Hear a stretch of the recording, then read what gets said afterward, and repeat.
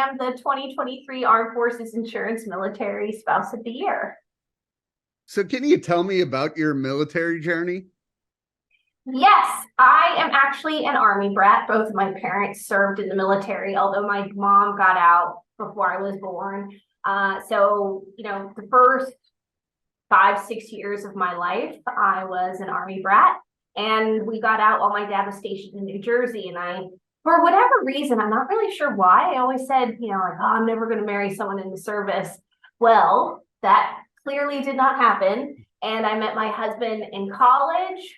We went through a deployment together when we were not married.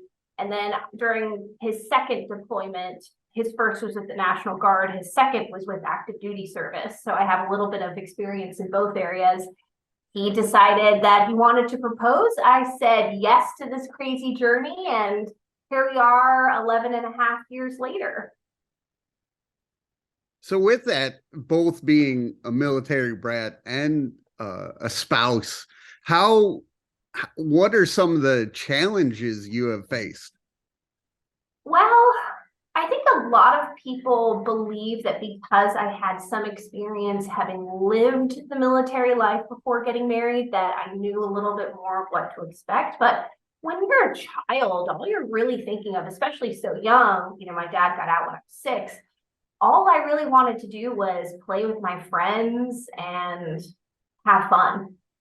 So I didn't really think about what it meant. We did have access to the base after that. I had my military ID and I got to go to the PX and all that. So I understood what the military was, but it doesn't really prepare you for being a military spouse. Like going into the first deployment, especially with the fact that it was National Guard, I was living in Ohio, so I wasn't near any friends or family myself. It was actually a really good first, toe dip into military life, because even though the move had nothing to do with the military, I had to learn how to be independent. I had to learn how to live on my own. I was starting in, but I knew no one in the area. And one of the things that kind of stood out to me that has helped me the entire time I've been a military spouse is I went to IKEA for the very first time, and I had grand plans like we all do to buy a bunch of furniture for my house. And I got there and I realized not only could I not pick up a single box because they were all really heavy, but they couldn't fit in my car. And so I had to ask people that I had only just met, hey, can you help me with this? And I've had to do that since being a military spouse too. Every time you move, sometimes you need to reach out to someone you may have just met. And having started my life doing that post-college really set me up, I think, for success in realizing that people do really want to help, but you sometimes do need to be the one to give them an idea of how to help. And then they'll, say yes. So when I was researching you, I saw you do a lot about wellness and mental health. How important is it, you're helping others, but also take care of your own mental health? Yeah, so actually early this year, and the news wasn't surprising, the DoD released a report saying that supporting military families is a crucial element in effective suicide prevention for service members. So the need for what we do at Independent, which is the nonprofit that I volunteer with, has been there honestly since the beginning. That is not, I think, news to any of us, especially those of us who live the lifestyle. But what I really try to do within my team and within our own, within my own well-being, is live what it is that we also encourage others to do. So as president, yes, I want the organization to be successful, but I don't want any of my team to also be burnt out, right? It doesn't really look well when you're a nonprofit encouraging military spouse health and wellness when the team is not healthy or well. So as president, that I think is one of my biggest and most important responsibilities.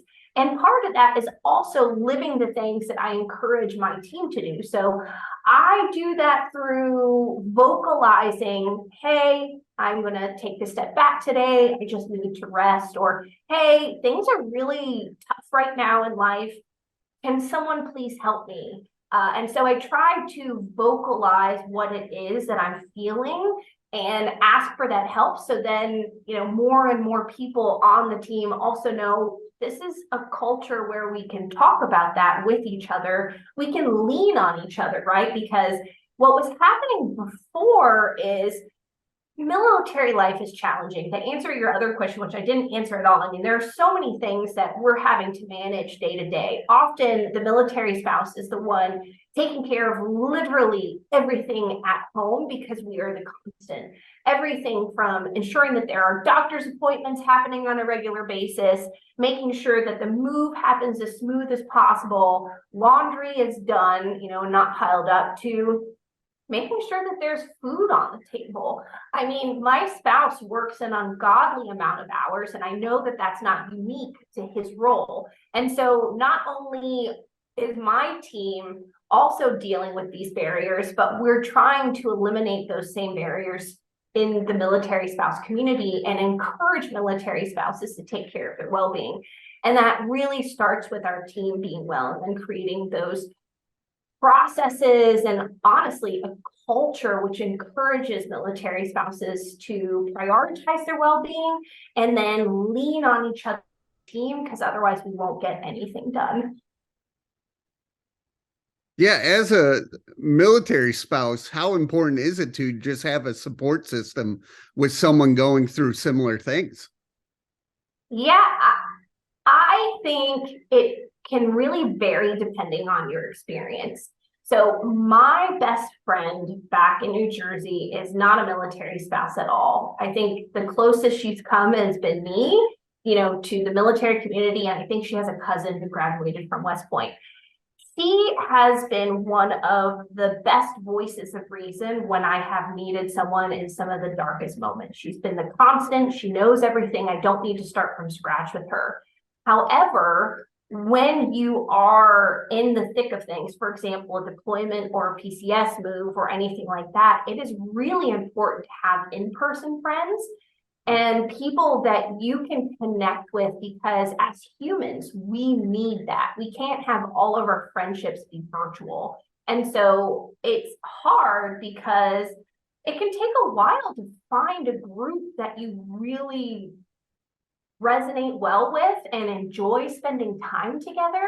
And then, you're all kind of moving or going through different things at different periods of time. So one of you might be PCSing soon, or one of you might be going through a deployment or a long TPY or whatever it happens to be, or just struggling because you're far from home and something may be happening at home. But you're there with each other and you have those physical friends who you can meet for coffee and have those spontaneous, hangouts with. But I also think it is really important to maintain a few really deep friendships with people, and they don't need to be military, but with people that it doesn't matter where you live in the world, that you have that person who's always going to be there for you. And those generally tend to be, the more long distance friendships, but those are just as crucial. But I think that virtual and the in-person friends both fulfill really important needs that as military spouses, we really need to invest in both. And I want to say congrats on being the 2023 Military Spouse of the Year. How did that all happen and how did that make you feel? Yes. So I've been part of the Armed Forces Insurance Military Spouse of the Year program since 2017, when I was first nominated, back when we were at Fort Bragg, which I think is now Fort Liberty, I think. And yeah, just had its renaming ceremony, I think, on Friday. So I've been around this community for a while, and just amazing military spouses doing incredible things to help not only the military community, but just the places where they're living and who they're surrounded with. But earlier this year, this is actually Independence 10th year of existence. And really the team was just like, let's raise some awareness for what we're doing. And so I was nominated for my base here in Germany, which is where we're currently living. And it just kind of spiraled from there. I honestly was expecting to win the base level here in Germany, use that in conversations with partners and be like, look at the amazing things that Independent is doing. And then I was nominated for top 3 in Army, and all of a sudden I was like, oh wow, this is really happening. Like something, this could be more. And then when I won Army, it was like, okay, I'm good. And honestly, seeing the fabric get removed from the huge foam board, which I currently have in my office right now and have no clue what to do with, there is a moment where, I don't know, like, do you ever expect to see your face on a foam board winning an overall award for something that you literally said I do to someone that you love for, right? Like, I'm a military spouse because I married the love of my life, and every day I get to choose to love him.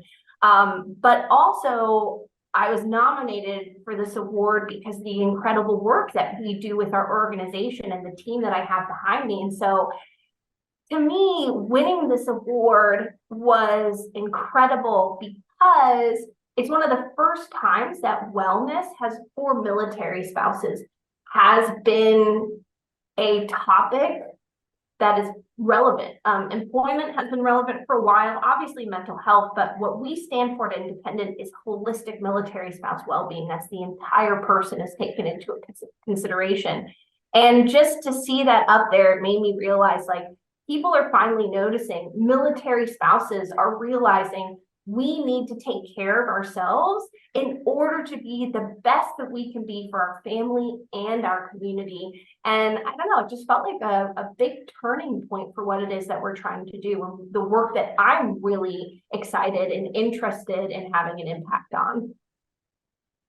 Well, yeah, I read a lot of articles about you winning, and then you were even on the Today Show. How is it that this exposure is helping get your message out? Well, it's still kind of in the early parts of the award. Obviously, having conversations like this is huge. Like I said, Independent's been around for 10 years. I've been with Independent for 6 of those 10 years, and we have really evolved in what we're doing. So anytime we get to share the work that we're doing, not only helps the military spouses who need it, but also helps my team get more resources, because more people are hearing about our mission and going, hey, I want to be involved in that. I want to support that. And so anytime that we have an opportunity to connect with people who didn't know that Independent exists, and or want to just learn more about military spouse health and well-being and how they can support the military spouses that might be in their communities, because so many civilians, they understand the need for veteran specific resources. I would even say that, anyone can really get behind children. They might not understand like military children, but everyone wants to care for children. But military spouses, they're always like, wait, why do military spouses need spouse specific resources? And so to be able to bring awareness to not only the challenges we face, but areas for opportunity in bringing all of our communities together, I think is only a positive. What are some of the things you've learned from your husband? Oh, patience. I definitely am the person who's like, are you excited to go here? Are you excited to move? Are you excited to do, insert whatever it is? And he's always like, Evie, I'll be excited when we get there, because a lot of things can happen between now and then. So he really keeps me grounded. But I think one of the things that I really benefit from is a husband who loves professional development and personal development. So my husband is always reading about how to be a better leader. One of the books that he read was even like how to be a better leader when you lead women. And I found that really powerful because he's in the logistics branch, and that has a very a higher percentage of women than other branches in the military. And he wants to be able to lead well. And so we have a lot of conversations about that. We have very different leadership styles, but I learn so much from him every time we talk about whether it's an issue that he's having or an issue that I'm having with my team. We always have a really good conversation. I always grow from those conversations. The other thing that honestly I learned from John is just to be present in the moment. Like I said, I'm excited about the next thing, but he is really relishing those moments of now. And it has allowed me, especially when we live in so many new places, to enjoy those new places and not always be looking for the next thing. So I don't know. I think that that's really wonderful to be with someone who appreciates the beauty that is currently surrounding him and not always thinking about, okay, what are we going to do next? Where are we going to go next? Who are we going to see next? He's like, no, let's just enjoy this moment. And it's really allowed me to slow down, which can be hard. I know you're balancing so much. Yes. So I love it. I have a planner, and seeing my planner all organized and filled out with things to do and people I'm seeing or meetings or calls or things to accomplish, it makes me feel like I am doing something purposeful. And with the independent, where do you want to see it the next 3 to 5 years? Well, I would love to see it fully funded. We are a team of military spouse volunteers right now, which is fantastic. However, we lack a lot of capacity for growth because we have very, very, very limited funding streams. When you have volunteers, you just naturally have a higher turnover. And so sometimes it does take us a lot longer to accomplish anything because we have team members.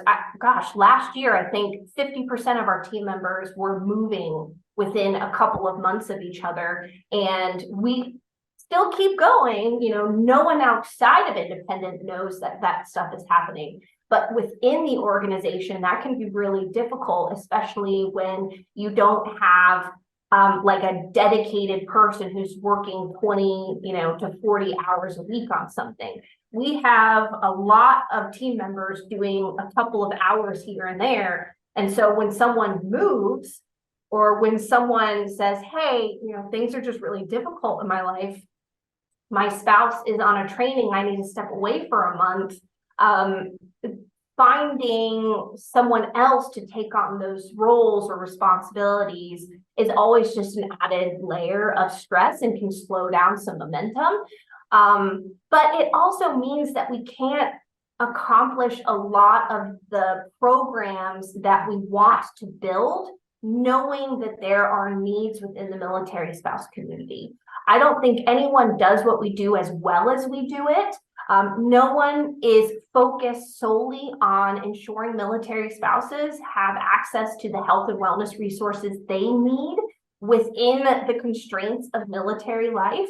And we are only just getting started. And so within the next 3 to 5 years, I want us to be known as the wellness nonprofit for military spouses. When they are looking for a resource or when they're looking for help or program or inspiration, they think independent right away. They know about it, right?